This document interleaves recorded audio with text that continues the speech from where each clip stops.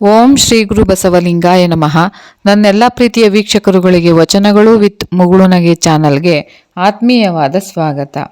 ಈ ಕಾಯವಿಕಾರ, ಮನೋವಿಕಾರ, ಇಂದ್ರಿಯ ವಿಕಾರ ಈ ಮೂರು ಕೂಡ ನಮ್ಮ ಜೀವನವನ್ನು ಹಿಡಿದು ಕಾಡ್ತಿರ್ತವೆ.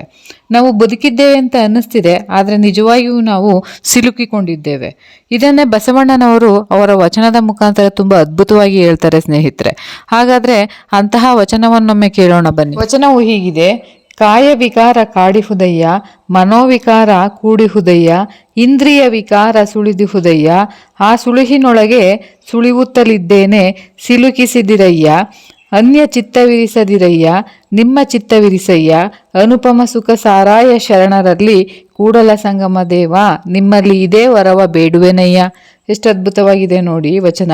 ಕಾಯ ವಿಕಾರ ಕಾಡಿಹುದಯ್ಯ, ಮನೋವಿಕಾರ ಕೂಡಿಹುದಯ್ಯ, ಇಂದ್ರಿಯ ವಿಕಾರ ಸುಳಿದಿಹುದಯ್ಯ, ಆ ಸುಳಿಹಿನೊಳಗೆ ಸುಳಿಯುತ್ತಲಿದ್ದೇನೆ ಸಿಲುಕಿಸಿದಿರಯ್ಯ, ಅನ್ಯ ಚಿತ್ತವಿರಿಸದಿರಯ್ಯ, ನಿಮ್ಮ ಚಿತ್ತವಿರಿಸಯ್ಯ, ಅನುಪಮ ಸುಖ ಸಾರಾಯ ಶರಣರಲ್ಲಿ ಕೂಡಲ ಸಂಗಮ ದೇವ, ನಿಮ್ಮಲ್ಲಿ ಇದೇ ವರವ ಬೇಡುವೆನಯ್ಯ.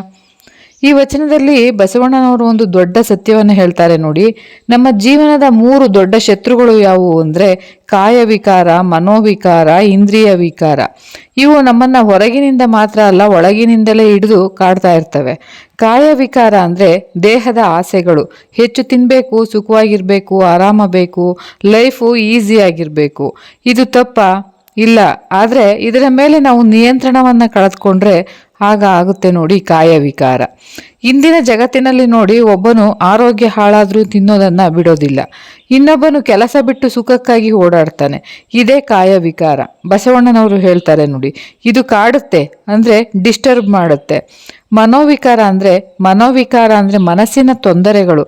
ಅಹಂಕಾರ, ಅಸೂಯೆ, ಕೋಪ, ದ್ವೇಷ ಈ ಎಲ್ಲವೂ ಕೂಡ ಮನಸ್ಸಿನ ರೋಗಗಳೇ. ಒಬ್ಬನು ಹೊರಗೆ ಚೆನ್ನಾಗಿರಬಹುದು, ಆದರೆ ಒಳಗೆ ಕೋಪ, ಅಸೂಯೆ ತುಂಬಿರಬಹುದು. ಇದು ತುಂಬ ಡೇಂಜರಸ್ ನೋಡಿ. ಯಾಕಂದರೆ ದೇಹದ ನೋವು ಕಾಣಿಸುತ್ತೆ, ಆದರೆ ಮನಸ್ಸಿನ ನೋವು ಯಾರಿಗೂ ಕೂಡ ಕಾಣಿಸೋದಿಲ್ಲ. ಬಸವಣ್ಣನವರು ಹೇಳ್ತಾರೆ ನೋಡಿ, ಮನೋವಿಕಾರ ಕೂಡಿಹುದು ಅಂದರೆ ನಮ್ಮ ಜೊತೆಗೆ ಇರುತ್ತೆ.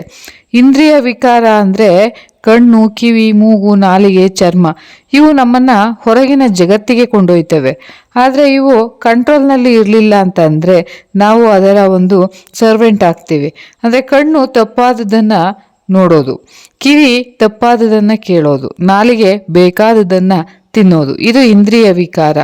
ಬಸವಣ್ಣನವರು ಹೇಳ್ತಾರೆ ಸುಳಿದಿಹುದು ಅಂದರೆ ಇದು ನಮ್ಮನ್ನೇ ಸುತ್ತಿಕೊಳ್ಳುತ್ತೆ.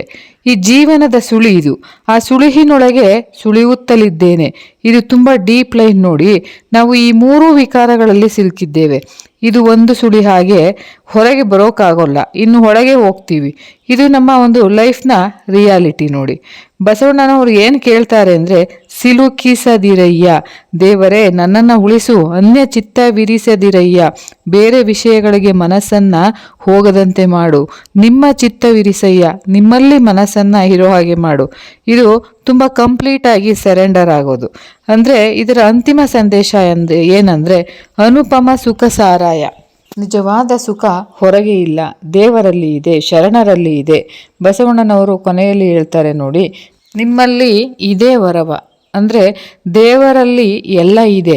ಕಾಯವಿಕಾರ, ಮನೋವಿಕಾರ, ಇಂದ್ರಿಯ ವಿಕಾರ ಇವುಗಳಿಂದ ಹೊರಬರೋ ದಾರಿ ಒಂದೇ, ದೇವರ ಕಡೆ ಮನಸ್ಸನ್ನು ತಿರುಗಿಸೋದು ಅಂತ ಹೇಳ್ತಾ ಇಂದಿನ ವಿಡಿಯೋವನ್ನು ಮುಗಿಸಿದ್ದೇನೆ. ಮತ್ತು ಮುಂದಿನ ವಿಡಿಯೋದಲ್ಲಿ ಇನ್ನೂ ಹೆಚ್ಚಿನ ವಚನಗಳು ಮತ್ತು ಅದರ ಸಾರಾಂಶದೊಂದಿಗೆ ಬರುವೆ. ಎಲ್ಲರಿಗೂ ಕೂಡ ಹೃದಯಪೂರ್ವಕ ಧನ್ಯವಾದಗಳು.